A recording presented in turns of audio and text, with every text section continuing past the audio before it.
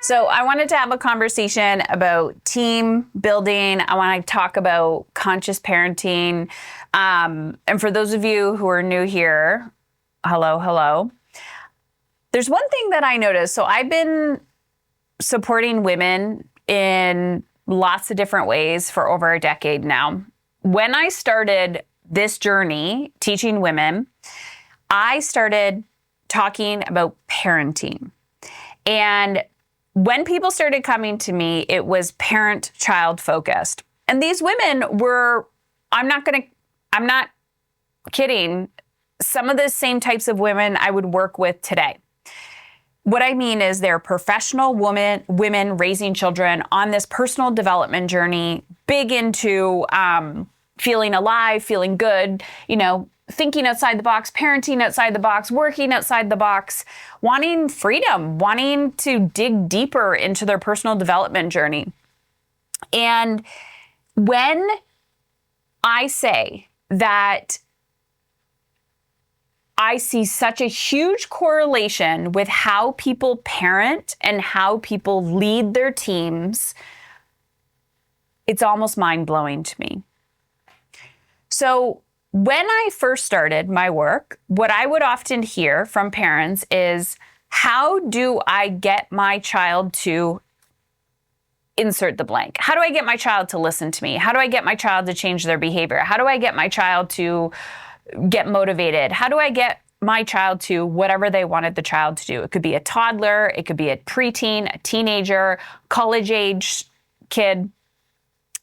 And what I started doing is helping parents see and understand their children's behavior.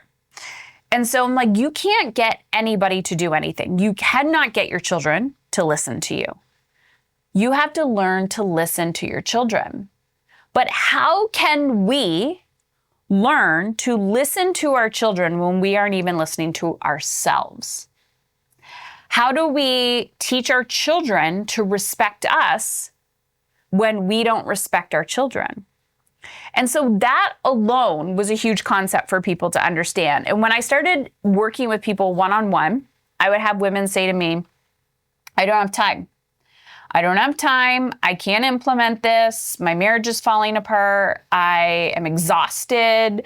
I'm angry. I'm frustrated. I'm resentful. And they were just busy. And so I said, okay, I'll teach you time and energy management. So I teach them time and energy management.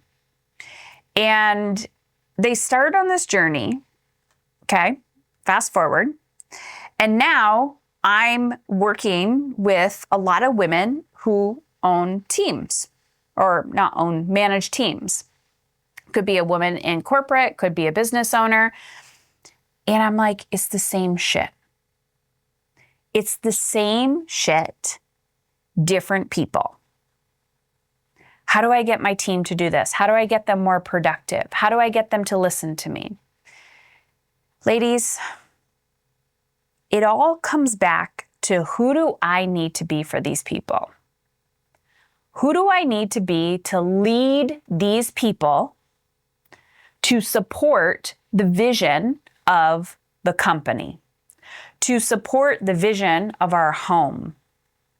And so there's a fine line between leading and enabling. I'm going to repeat that. There's a fine line between leading people and enabling people. There's also a fine line between leading people and rescuing people. So when it comes to children, we lead our children. There's like this tipping there's this moment of tip that I've noticed where your children are becoming teenagers and they no longer need you to be their doers, okay? You no longer need to check the boxes and do for them, keep them alive, keep them fed. And now what you're doing is leading them. You're beginning to learn to lead your children because they're becoming teenagers, they're becoming adults, and you have to literally change your identity to going from a doer to a leader. Okay? So when they're younger, your doerness is you're leading them by your actions. You're leading them by taking really, really good care of yourself. You're leading them by being a role model. But when they get older, not only are you like still doing those things, or you're not, you implement both, but you have to let go of the doing and you have to start teaching your children how to do those things. Do you see the correlation between that and leading a team? Every single time I am talking to a woman who leads a team, I say, what is your frustration? And she says to me, I don't trust them. I don't trust them, so I end up doing it myself. It doesn't get done in time, and there's two challenges here. It is either a process issue, as in you do not have a process in place, or it's a leadership issue. And when it's a leadership issue, who do you think is the one leading? You. So when we begin to realize that we're over-parenting our team, it's easy. Because now you realize it's only two issues. It's either a process issue or a leadership issue. But I'm also going to tell you that there's like this sneaky third issue, that they may no longer be in alignment with your vision. So I'm not talking about children right now. I'm just talking about team. And then I'm going to reflect on what I needed to learn this year as well while leading. When you are managing people in any capacity, and if you want, you could put this through the filter of home management as well, partnerships. But when you are leading people, there is the two challenges. Is this a process issue or is this a leadership issue? The sneaky third one is when people say, when is it time to let go? So here's what I'm going to tell you. This past year, I've had to hire key team members. I've also had to let go of team key members, and I had to learn to deeply trust myself in order to get to the next level as a leader, both in the parenting front, the home front, and the work front. And what I realized very quickly was I did not have the option to not trust myself. And the more I leaned into how am I actually the problem, the quicker and easier things got. So the number one thing that I've been asking everyone in my life is, how is this a me issue? Like creating incredibly safe spaces for people to give you honest feedback. And I think leaders have a huge opportunity here. Now, someone might give you a feedback or notes, as I like to call them, because the word feedback triggers me. They might give you like a whole, like, I don't know, all the shit performance review of why you're the problem. And they might not be taking radical responsibility, okay? But here's the thing. When people give you thoughts, and my children do this too. I allow my kids to give me feedback. And I'm like, how can I improve as a parent? And sometimes, they're trying to emotionally manipulate me because they want like longer bedtime, more Wi-Fi, things like that. But sometimes I go, you know what? You're right. Like I was leading or parenting from a place of fear there. Thank you for calling that out.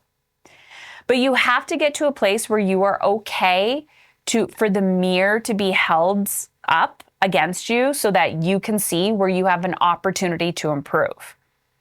The easiest way to do this is by putting yourself on the chopping block first so that other people are open to feedback as well. One of the things that I do in my life, and whether it's at home or at work, is I use a wouldn't it be nice list. I use the wouldn't it be nice list. I use this prompt for everything. And when I'm doing my year in review, or when I'm like reflecting with my team, if I'm angry or resentful, I ask myself, what am I angry at right now? And I will sit in my journal or on my phone, like I'll go for a walk and I'll sit on my phone. I'll go, wouldn't it be nice if? And I can dump it out, and I will either go by person, like by team member, or I will go by child, or I'll go by situation, and I will type out, wouldn't it be nice if this person did this with confidence? Wouldn't it be nice if I didn't have to ask twice for this? Wouldn't it be nice if so-and-so cleaned up their clothes? Wouldn't it be nice? Like, I will just dump it out. Nobody needs to see this, but it will just be a little bit of a bitch fest. And then I will like refine that list a little bit, and I will ask myself, where is this a me issue versus a them issue? So, wouldn't it be nice if so-and-so didn't trigger me? Well, let's be honest, that person is probably going to trigger you, and it's not their responsibility not to trigger me. I could say, wouldn't it be nice if this person had bigger emotional regulation skills? Great. Okay, who do I need to become as a leader to help that person manage that? If they are a key team member, do I need to invest in them to help them learn that skill? Maybe hiring them a coach, maybe giving them a retreat opportunity. Like, who do I need to become to help that person lead? The other thing I say is there a process that I can put in place so this doesn't happen again? So let me give you an example. If I'm like relentless with this wouldn't it be nice list, because I'm always trying to buy back time. I'm always trying to buy back energy. And it's my job as the visionary, as the business owner, to constantly think about the next level. Like, that is literally my job, is to think about, where is this company going? Where is this business going? Side note, it's also my job to do that in the family. Isn't that interesting? Isn't that interesting? I guarantee you, a lot of moms do not consider themselves the visionary of their home. That's a whole other side conversation, but I just had this aha moment right now, because I'm always thinking about everyone's health, everyone's well-being, it's that invisible mother load they talk about. But what if you're the visionary of your home? I think women are the visionary of their home. So if I'm the visionary of the business and I'm the visionary of my home, don't you think it's my right, my duty, my KPI, key performance indicator, which is a corporate term that apparently I've adopted this year. Don't you think it's my job to step up and give myself permission to lean into the next level vision?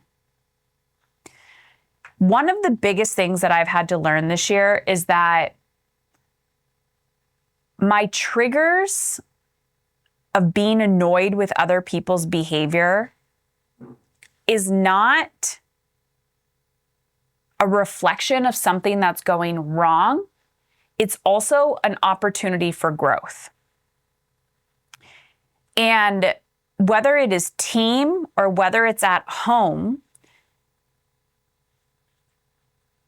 the more work I do on myself, the more I realize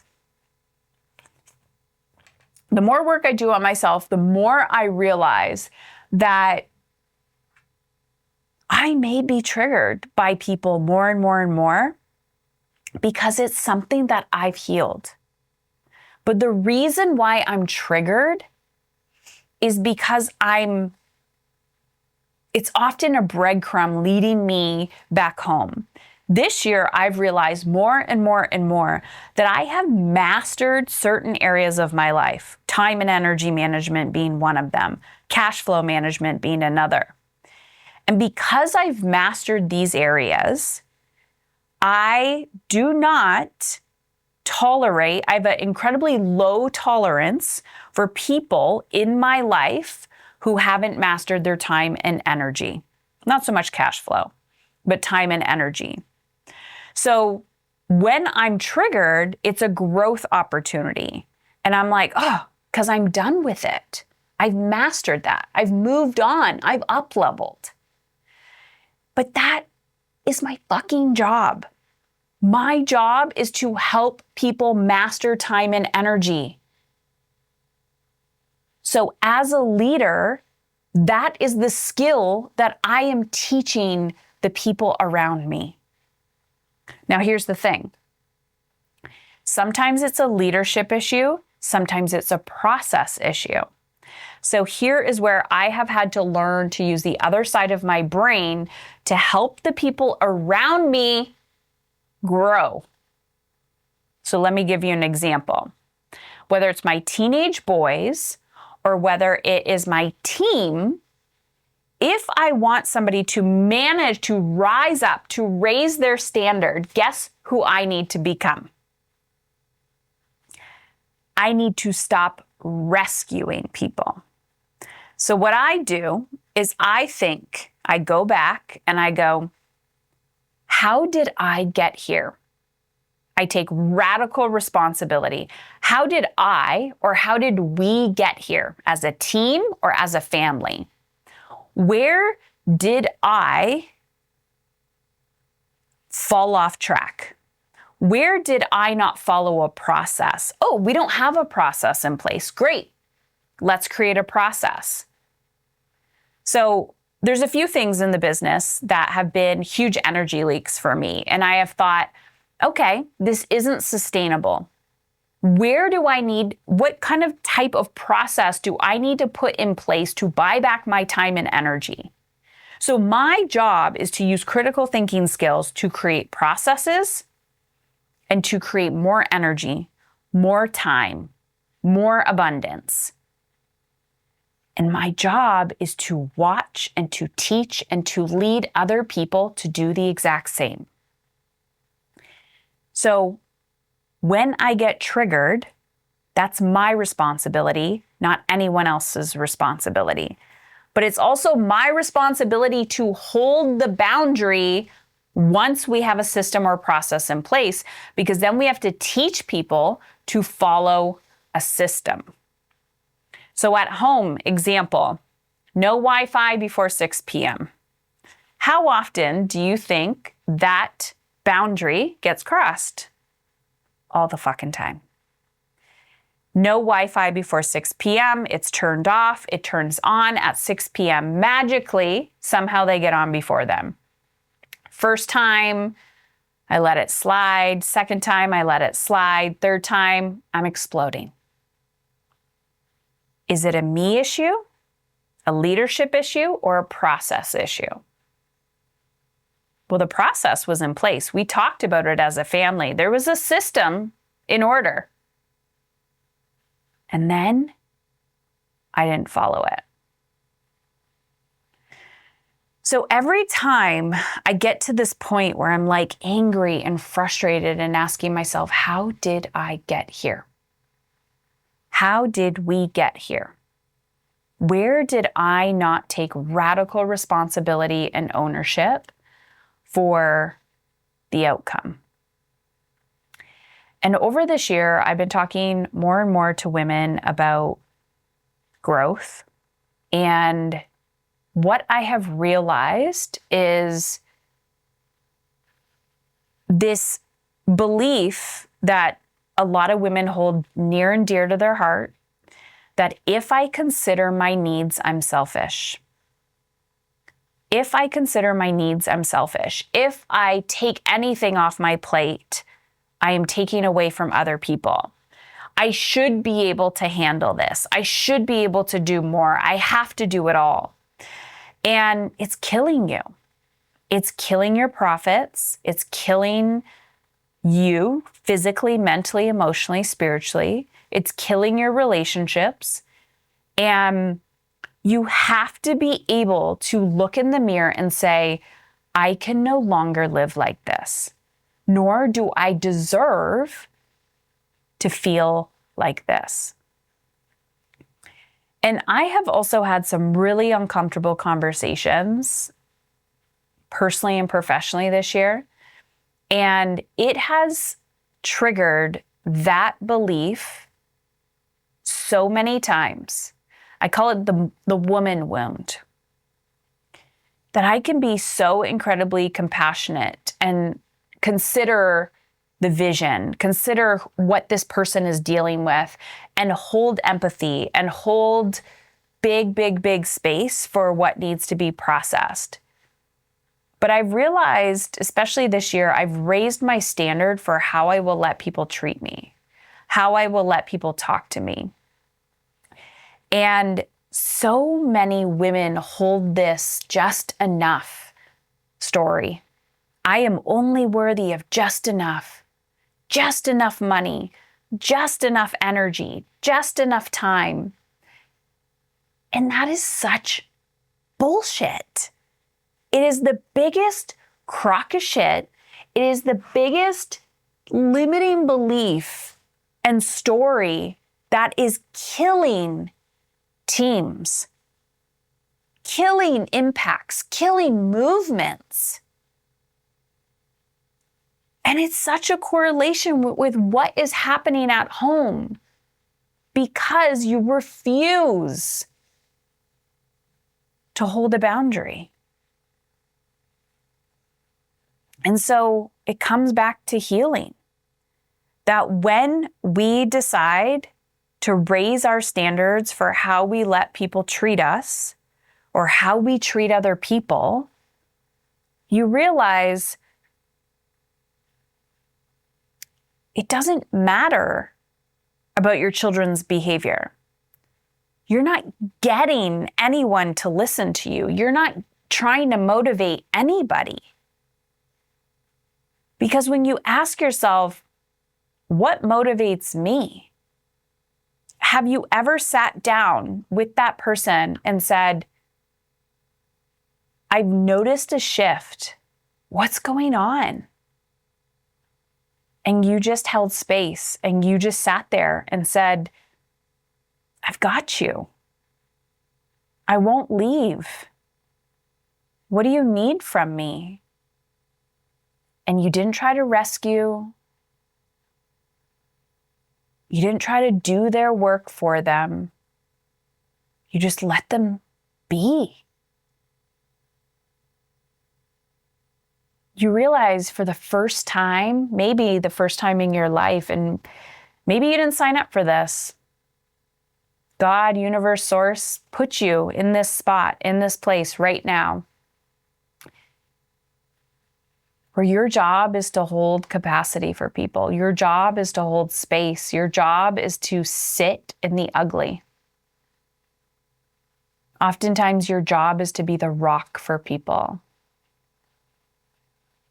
And you'll need a rock too. We all need it. When we're holding space for others, we need to be held too. And this year, more than ever, I realized that as my kids are getting older, my oldest is 20. Now my kids are almost 20, 15, and 12. They don't need me to be the doer for them anymore. All they need is a beer. They need a guide. I'm always going to be their mom. I'm always going to be there to check boxes, make sure their underwear is clean, make sure they brush their teeth and things get done. But more than anything, they just need me to hold space. They need me to be available, to listen. And that's what I realized my team needs as well. My team actually, although they don't need a mother, they need me to be energized. They need me to be strong. They need me to be healing. They need me to be taking care of my shit. And they want my vision. They want to know my dreams. They want to know my desires. And as a side note, and I've said this to a few people on my team this year, is the one thing that I have had to learn over the years, especially this year, is knowing when to fight for my vision versus when I'm getting in my own way.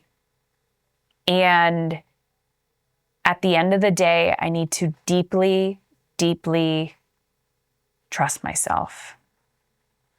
So I hope this was of service to you, that as you lean into the next year, asking yourself, or this year, asking yourself, who do I need to be or who do I need to become for the people I truly care about? That's it. That's it.